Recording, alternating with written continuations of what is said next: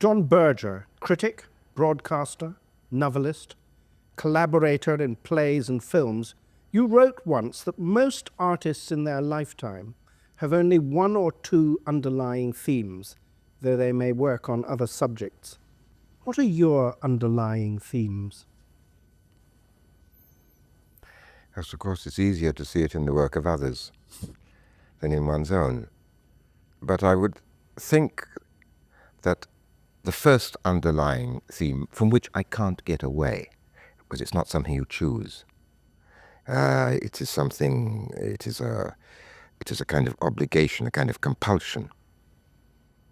I think the first one is probably to do with the experience of emigration. But in the very broadest sense of the terms, of people being displaced, if you wish, either voluntarily or forcibly. So exile, emigration, seems to me to be one theme. Another one? No, actually I can't think. I think I have only one. How can emigration, displacement, become a compulsion for you? What can be the origin of that for you? I mean, that seems to me a sort of conceptual way of looking at the world almost. You feel compelled to keep writing about it. No.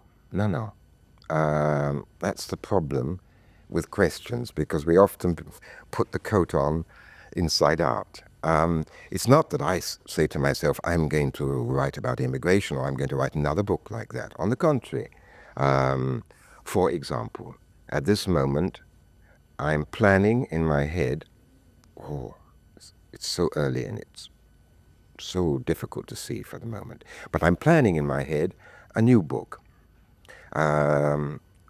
which might be called Pizza Hut. This chain of pizza stores, American, across Europe. And it might be about one of the boys who delivers them on little motor scooters. I mean, that's all I know. I know a bit more. But probably when it's finished, I will see that in this book there is yet another aspect of this experience of displacement. But it's not something that I choose. Okay, the first book I wrote was actually really about a painter of our time. That was really about an exile here in London who was a Hungarian painter. And then, at that moment, I could be a bit more rational, but always more rational, but in a way one always comes up to another mystery. What I was going to say is that at that time, nearly all my close friends were emigres. They were Hungarians, Germans, Poles, Austrians, some Italians. They were all older than me. They'd all suffered much more than I had. But for some reason or another, they put up with me. And I became very close to them. You also stress in your thinking, I think, the relationship between the writer and the people among whom he lives. Where do you live? Where do I live? Literally, in the Alps. Well, I live in the place that the trilogy about peasant life in the mountains, Into Their Labors, is called. I mean, I live where I received that. Are you one of them or an observer of them? Are you at home there or dislocated there? No, I'm certainly not one of them, because maybe I would like to be, but I never will be. I'm an observer, but an observer who has become an intimate in some ways with them. I mean, it seems to me that the whole question of where one is in writing has to do with this.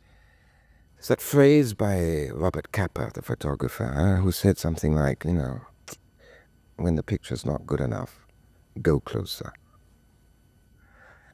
And it seems to me that what I've tried to do, in fact, in maybe all the books I've written, is to get in very close. And then try to bring something back from a starting point outside. How much I succeed and even what I'm bringing back, I often don't know. But now, just talking to you, something interesting occurs to me, because maybe when I say that displacement is the recurring theme of my books, I suddenly see, tonight talking to you, that maybe the actual way I work implies this displacement of going in as close as you dare,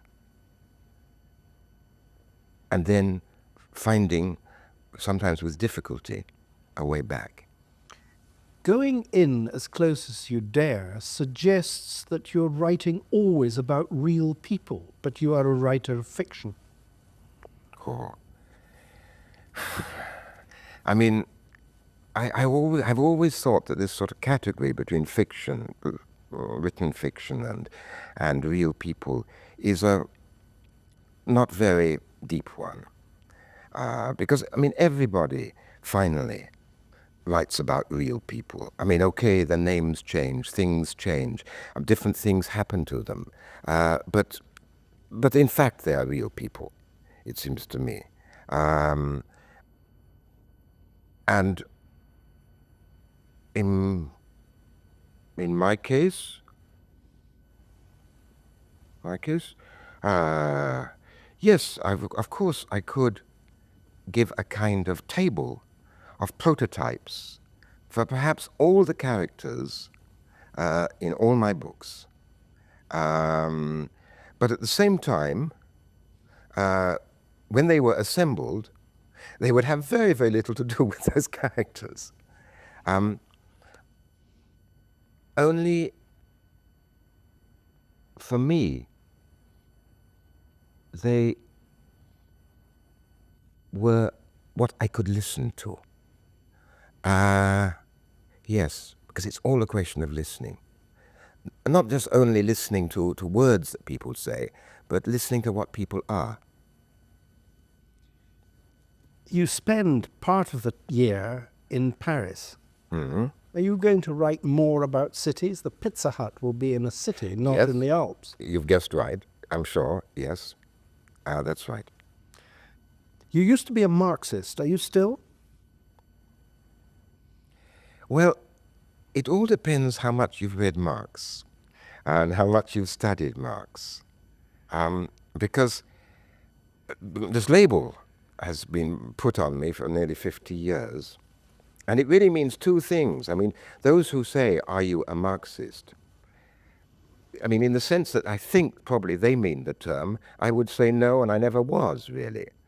But if somebody asks me who has really studied Marx, like I have, then I would say, yeah.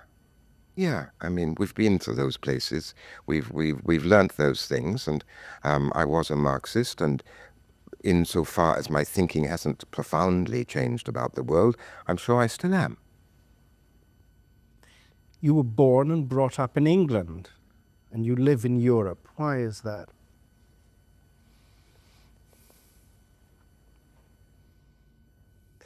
People ask me that from time to time, and it's quite difficult to answer, because it's as though what happens,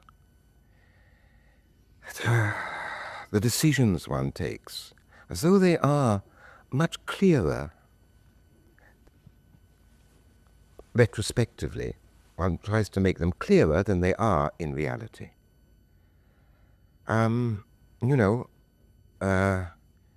when 30 years ago you and I were working for Granada Television, and there were our little offices. I mean, we never possibly imagined that we would be sitting here now like this. And it seems to me that life is full of the unpredictable. And actually the present is always something very tentative, possible to change, not certain, hesitant. And then, when one looks back upon it, like, okay, so 30 years ago, I left Britain and went to Europe. What's the explanation? At the time, I didn't know. Now, well, now I suppose I would say a tiny bit, that maybe 30 years ago, but I didn't even know it then, and the word didn't exist. But maybe 30 years ago, somewhere I wanted to be a European writer, or I wanted to try to be a European writer. And if, in all due modesty, I say this, I mean, it's not that I want to boast, but if you ask me, what do I mean about being a European writer? Well, even in the little village in the mountains now, when something happens in the world which I think is really important, in this dark time, it's often something terrible. And I feel very strongly about it, and I feel obliged to write it. I feel as though it is a kind of duty to say something about this. And I write something. I mean, it could have been the army being sent into the parliament buildings in Moscow a few years ago. It could have been the Gulf War. It could be something more contemporary, not always so somber as that. Or when the French Prime Minister killed himself. Well, anyway, when I have something to say, I write it. And it is published. This sounds like boasting, but it's only to show what I mean by European. I mean, it is published probably within 3 days in Greece, in Spain, in Germany, in Sweden, in Holland, quite often in France, and quite often in Britain. And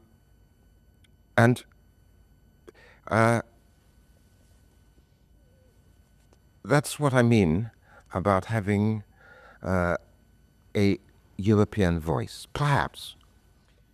Are you writing about a Europe that endures or a Europe in flux? Or Europe in flux. A Europe that has endured for very long. A Europe in flux, a Europe which is very confused.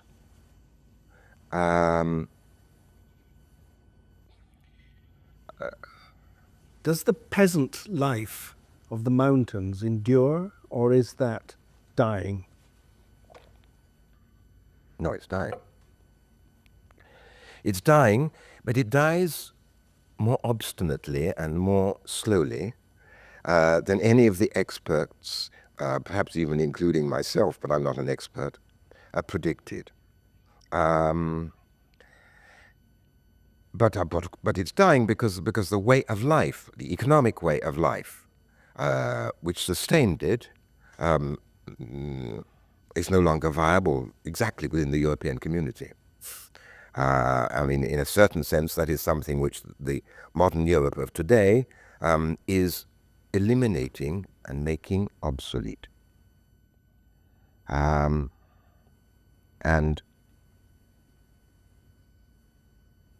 that is quite a grave thing to do, in a way, because what it also means is that you are making obsolete not only a way of life, but a certain form of dignity, one of the variants of human dignity.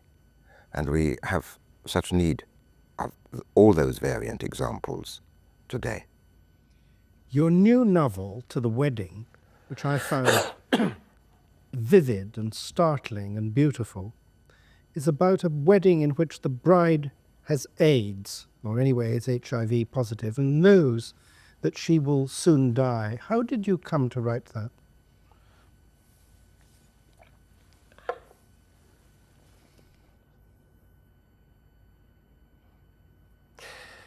After I finished the Peasant trilogy, I didn't say to myself, but something said to me, there is a book that needs to be written about AIDS.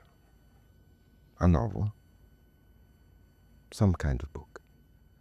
I mean, I had read quite a lot that had been written, including extraordinary books of témoignage, of witnessing.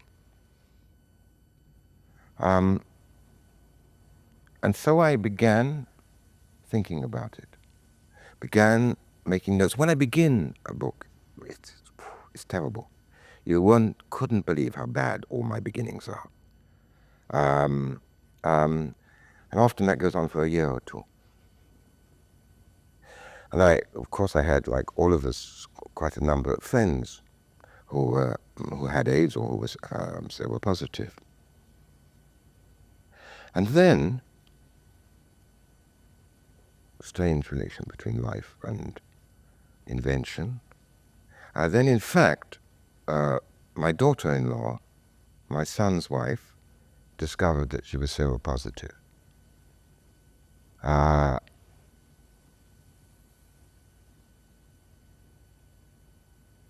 And then I asked myself whether I could go on writing this book. But eventually I decided I could and would. There. It's a happy book in many ways. It's saying that life is something strong and wonderful, is it not?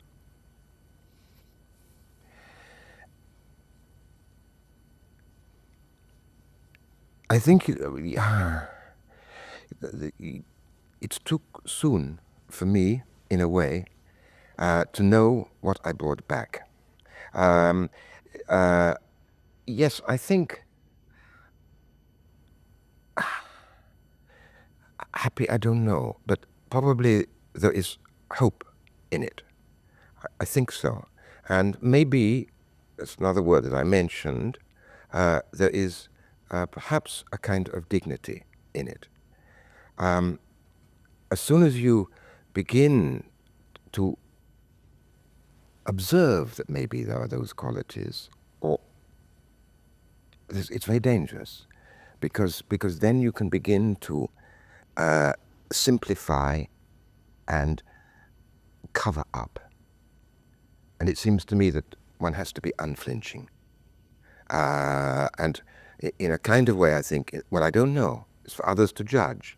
But also, I mean, I in relation to that story, in relation to that book, I think that my gaze is steady and unflinching. And the effort was there. If somebody else tells me now, whilst I was making that effort, that there is actually a deposit of hope in the book, I'm very glad to hear it. But it's, of course, not what I could be thinking about at that time. Where were you born, precisely? Stoke Newington, in 1926, Filey Avenue, 1, number 1. Who was your mother? My mother was called Miriam. She came from Birmingham. And she had been a suffragette. And her father worked in a warehouse, looking after horses. He was a kind of groom in some beer warehouse, I think, in Birmingham.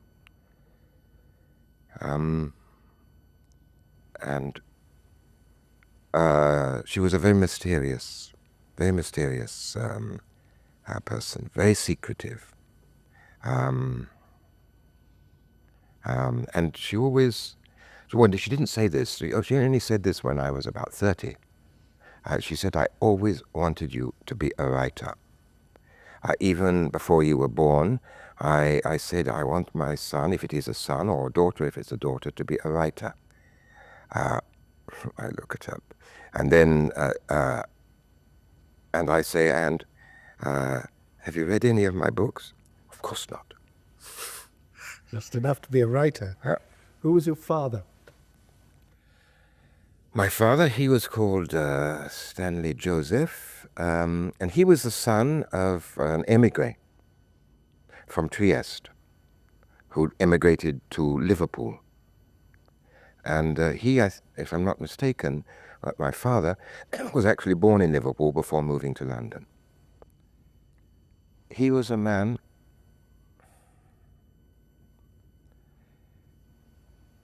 so marked by that terrible First World War. He was an infantry officer, and he was for all 4 years in the front line on the Western Front. I mean, very, very few infantry officers actually survived as long as that. He was obviously a very brave soldier. But it completely marked him for the rest of his life. Closed him up? How marked him? No, it hadn't closed him up. No.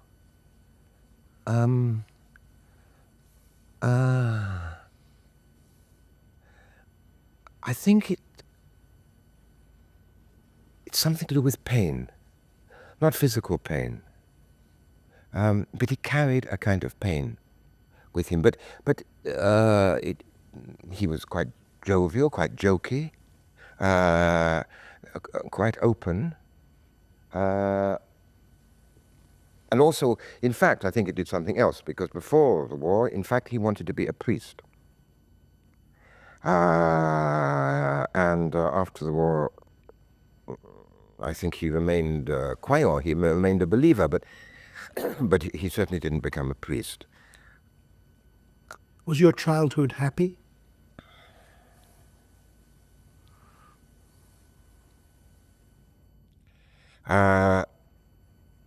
No. But it really wasn't their fault. Where did you go to school? I went to a early prep school near Guildford, which was totally crazy.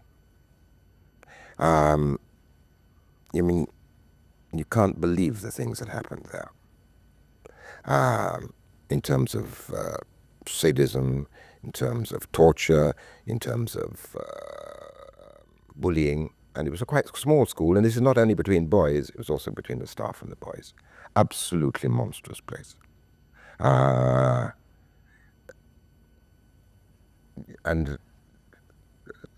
because it was a little totalitarian system, because what does that mean? It means that there's no appeal outside it. And therefore, although maybe some of us tried to say or talk about the things that happened, nobody believed us. There was no appeal outside, and so finally you live within it. And you develop ingenuities to cope. At the age of 16, you ran away from another school, Yes. didn't you? Why was that? Well, because it was a bit the same, but bigger. And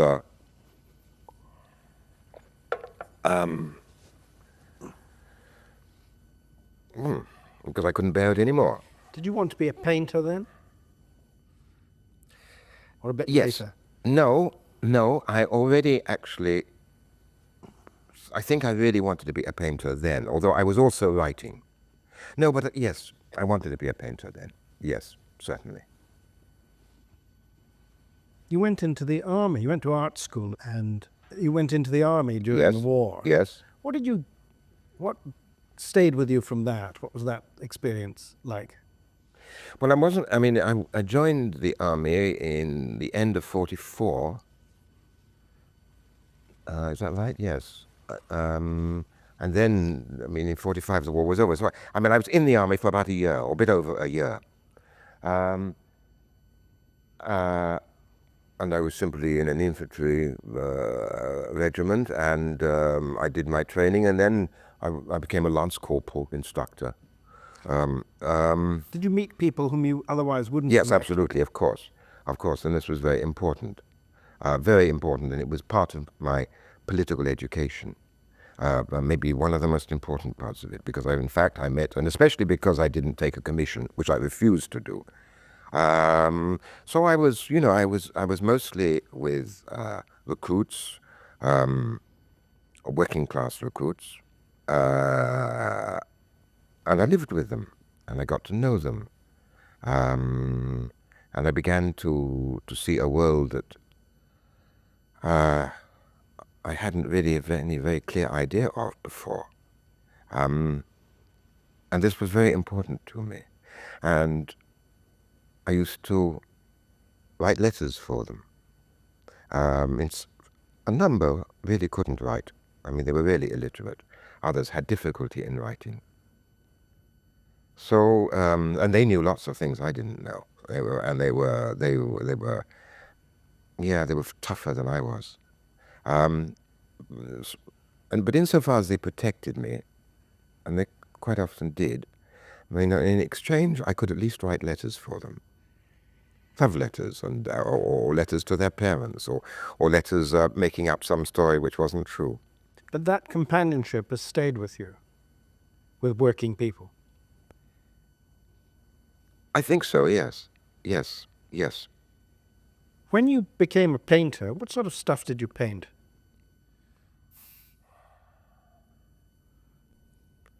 Well, it developed and changed. To begin with, it was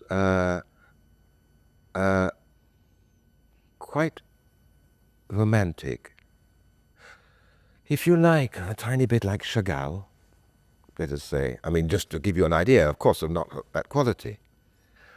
Many of the subjects came from the Bible, from the Psalms and from the New Testament, because the Bible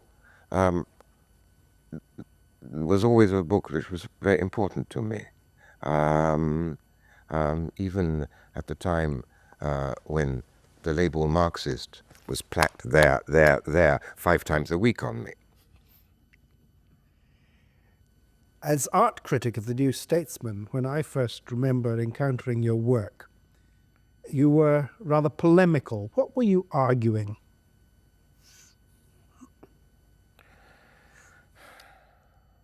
What was I arguing? Well, I mean, I think I was arguing lots of things.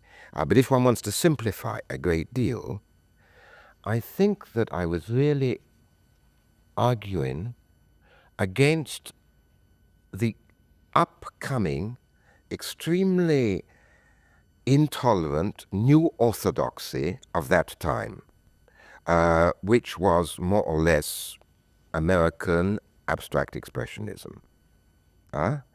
Um, and it wasn't that necessarily that I was opposed to all that painting entirely, but I was opposed very, very strongly to the orthodoxy it insisted upon within the art world. I think more or less the argument might be something like that. What's quite interesting is that we, a few of us, left-wing Marxists, not all the others reading the Bible sometimes, we all said at the time that the exaggerated world promotion of American painting at that time was in actual fact a political action, and that probably it was supported by the CIA. They said paranoia, etc., etc. And now all the papers show that it was true. In 1968, it's jumping on a fair long way, you wrote in a preface to, I think, a collection of your painting criticism, Permanent Red, that my aim has been to help, in however small a way, to destroy this, meaning our bourgeois society. Why did it need destroying, in your view? Because it was so unjust. Because so many injustices existed in it. And because, well, if we go from 68 to see what happened later, which I think is the logical thing to do from that, because of course this has become more and more extreme, because now, what happens? We live in a world which is a global system,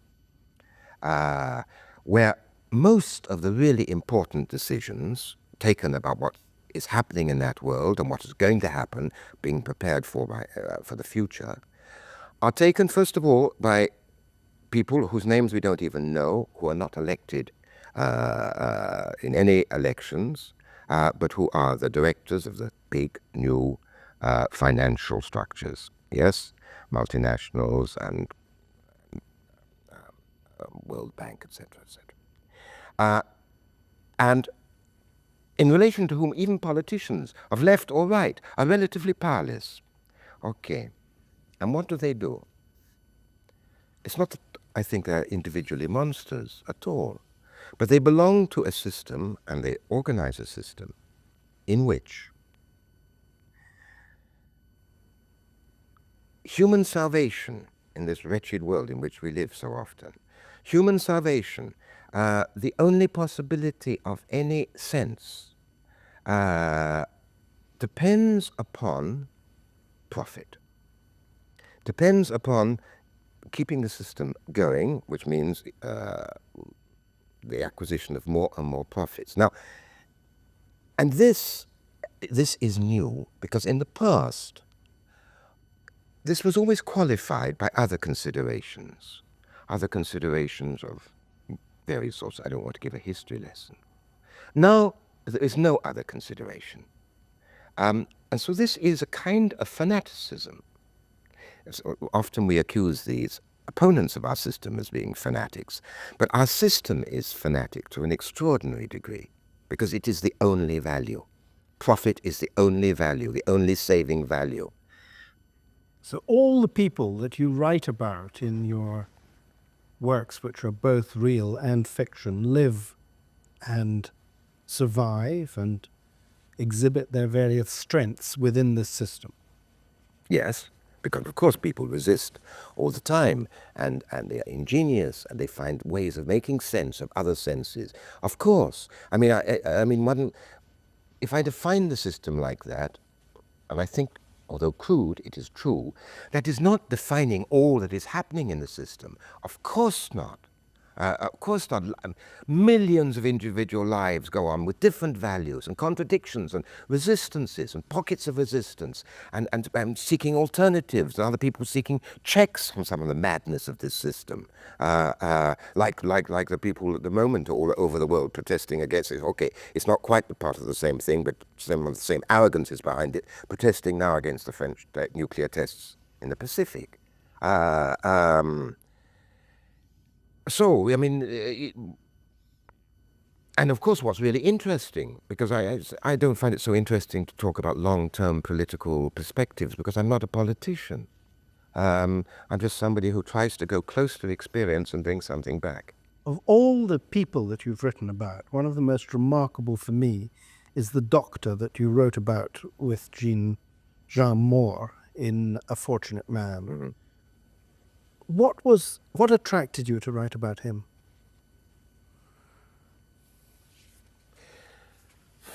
Well, first, because he was a very good doctor. Very, very good doctor. And because he really cared about people. Then, because he was working in the Forest of Dean, in a quite underprivileged area, I suddenly saw that, in fact, probably none of the people around him and whom he treated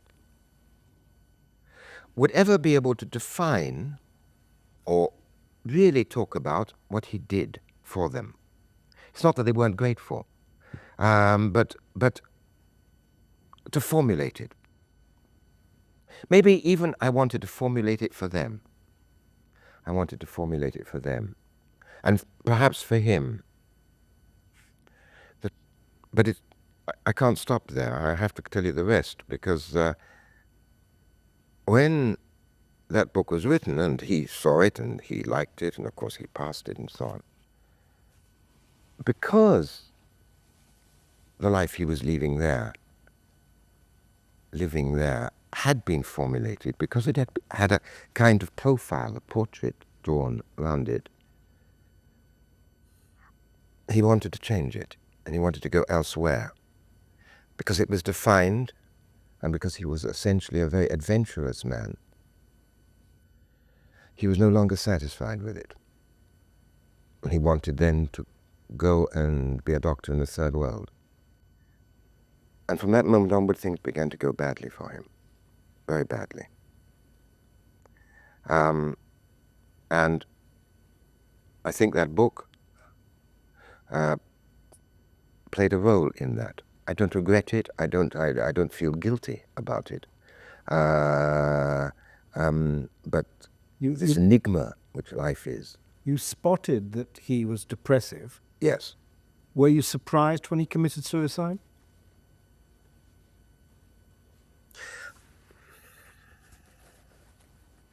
Yes, I was very surprised. I was very surprised because I'd spoken to him about a week before, and he'd invited me to his wedding. He was going to get married again. He was a widower. He was going to get married again. So in fact, I was very surprised. But I think, God forbid, I don't know. And John Esco, and that's his real name, I mean, forgive me if I say something not right here, but I think that he was a man so interested in trying to alleviate suffering that actually he couldn't stand happiness. You're coming up to be 70, not too far ahead. Do you have any regrets in your life? Are there things you haven't done that you wanted to do? I don't think, in fact, I'm the sort of character or the sort of person who regrets very much. I mean, there are thousands of things I regret, which is when I'm unjustly angry, or I lose my temper, or I'm impetuous in some kind of way. I mean, those kind of regrets, of course, full of them, like perhaps all of us, but perhaps even more with me. I don't know, because I'm sometimes foul-tempered, and I'm very impetuous. But for the big things, I don't think so. And I don't know why exactly, except that I think that probably I think quite hard before a big thing. And anyway, then one is carried on it, like the surf of a wave, and then one is on the next one. And because I'm not very retrospective, and because I'm not very introspective either, except when other characters are living within me, and then I'm very introspective. But about me, John, I'm not very introspective. And therefore, I'm not very, no, I don't have great regrets. Maybe it's of weakness. You've done so much. How would you like to be remembered?